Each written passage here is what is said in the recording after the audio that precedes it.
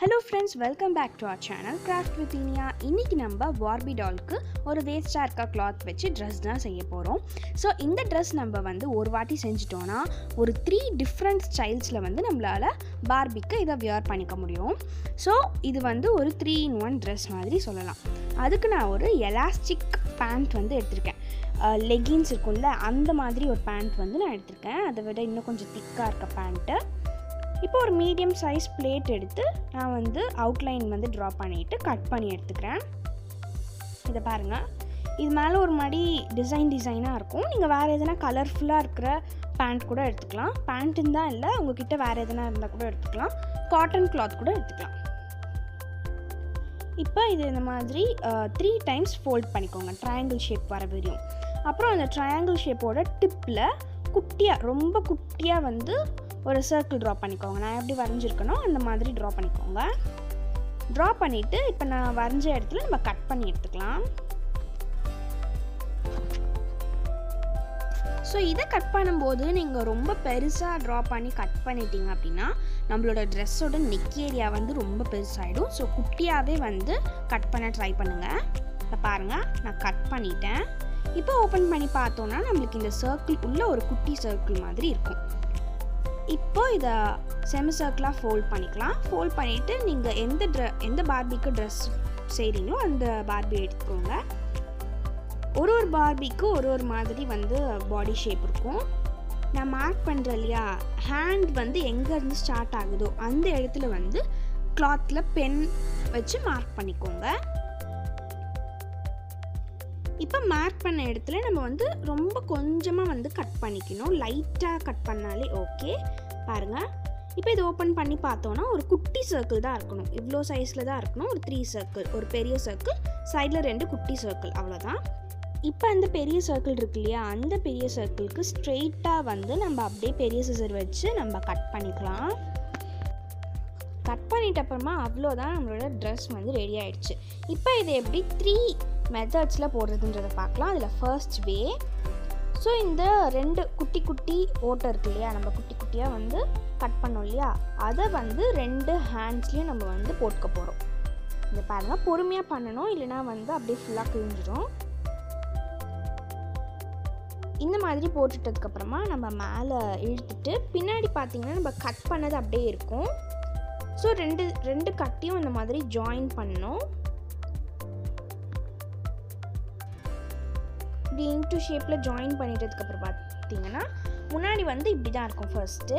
So இப்படி வந்து பெருசாக இருக்கக்கூடாது அப்படின்னு நீங்கள் நினச்சிங்கன்னா நம்ம வந்து ஃப்ரில்லாக இப்போ வந்து அப்படியே ரஃப்பாக வந்து ஹேண்ட்லேயே எடுக்க போகிறோம். இந்த மாதிரி அங்கங்கேருந்து எடுத்து இந்த மாதிரி ஜாயின் பண்ணிக்கோங்க. ஒரு 4 ஃப்ரில் நான் எடுத்து காமிக்கிறேன் பாருங்கள். இந்த மாதிரி இந்த இடத்துல நம்ம பெல்ட் கட்டிட்டோன்னா அழகாக க்யூட்டான ஒரு ஃப்ராக் வந்து நம்மளுக்கு கிடச்சிரும். நான் உங்களுக்கு இப்போ பெல்ட் வந்து கட்டி காமிக்கிறேன். இந்த பெல்ட் வந்து நான் ஹோம்மேடாக செஞ்சது. உள்ளன்லாம் வச்சு நான் பின்னி செஞ்சுருக்கேன். 2 சைடும் வந்து நாட் போட்டுட்டு எனக்கு பிடிச்ச கலரில் நான் வந்து பின்னியிருக்கேன். இந்த ட்ரெஸ்ஸை இந்த மாதிரி நீங்கள் அதோட சைட் ஸ்லீவ்ஸ் இருக்கு இல்லையா, அதை வந்து கொஞ்சம் இழுத்து விட்டுட்டிங்கன்னா கொஞ்சம் மாடர்னாக இருக்கும். இல்லைன்னா நீங்கள் அதே மாதிரி விட்டுக்கலாம். சூப்பரான ஃபர்ஸ்ட் வே ரெடி ஆகிடுச்சு. தென் வந்து நீங்கள் கீழே இருக்க பேண்ட் வந்து எப்படி வந்துச்சுன்னு நீங்கள் கேட்கலாம். இந்த பேண்ட் வந்து நானே ஸ்டிச் பண்ணது. உங்கள்கிட்ட இந்த பேண்ட் இல்லைனாலும் நோ ப்ராப்ளம். இந்த நான் கட் பண்ணோம் இல்லையா ஃபர்ஸ்ட் சர்க்கிள், அது கொஞ்சம் பெருசாக நீங்கள் கட் பண்ணிட்டீங்கன்னா பெரிய ஃப்ராக் ஆகிடும். பேண்ட் என்கிட்ட இல்லை பேண்ட் வந்து ஸ்டிச் பண்ண முடியாது அப்படின்னு சொல்கிறவங்க பெரிய சர்க்கிளாக கட் பண்ணிட்டீங்கன்னா பெரிய ஃப்ராக் ஆகிடும். அப்போ பேண்ட் போட தேவையில்லை.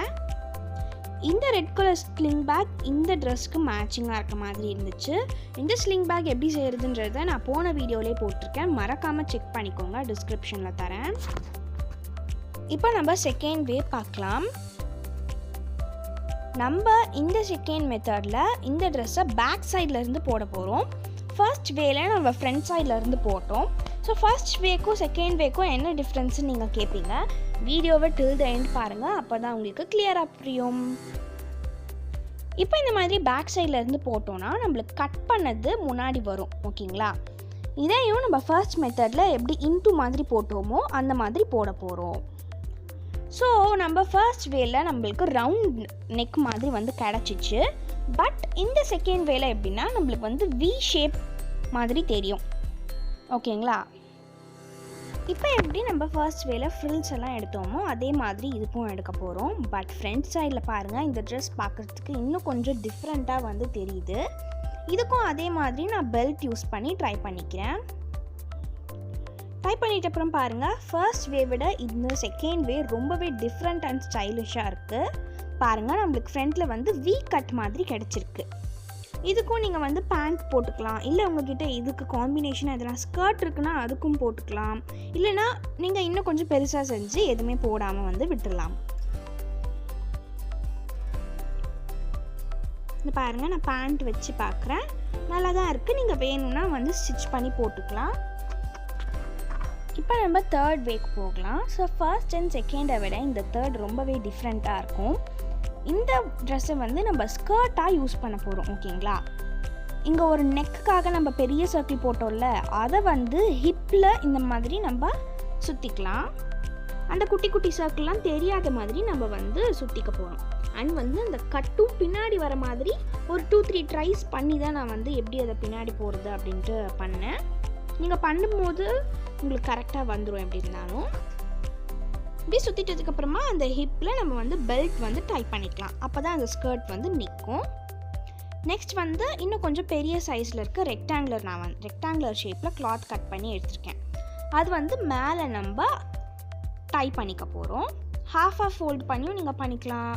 இல்லை இது நல்லா இல்லைன்னா நீங்கள் இந்த மாதிரி இன்னும் கொஞ்சம் பிரெத்து பெருசாக வச்சு பின்னாடி வந்து இந்த கிளாத்தை டைப் பண்ணிக்கோங்க.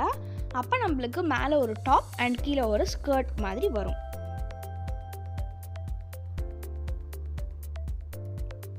இல்லைனா இந்த மேலே இருக்க டாப்க்கு நீங்கள் பின்னாடி வெல்க்ரோ பேஸ்ட் பண்ணிக்கலாம். டைப் பண்ண முடியல அப்படின்னா வெல்க்ரோ கூட பேஸ்ட் பண்ணிக்கலாம் பர்மனெண்ட்டாக.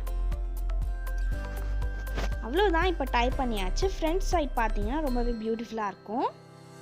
மேலே ஒரு குட்டி டாப் அண்ட் கொஞ்சமாக ஹிப் தெரிகிற மாதிரி ட்ரெஸ் தான் இது. அவ்வளோதான், இப்போ நம்மளோட 3-in-1 ட்ரெஸ் வந்து ரெடி ஆகிடுச்சு. இந்த 3 வேல உங்களுக்கு எந்த வே பிடிச்சிருந்துச்சுன்ட்டு மறக்காமல் கமெண்ட்ஸில் சொல்லிவிடுங்க.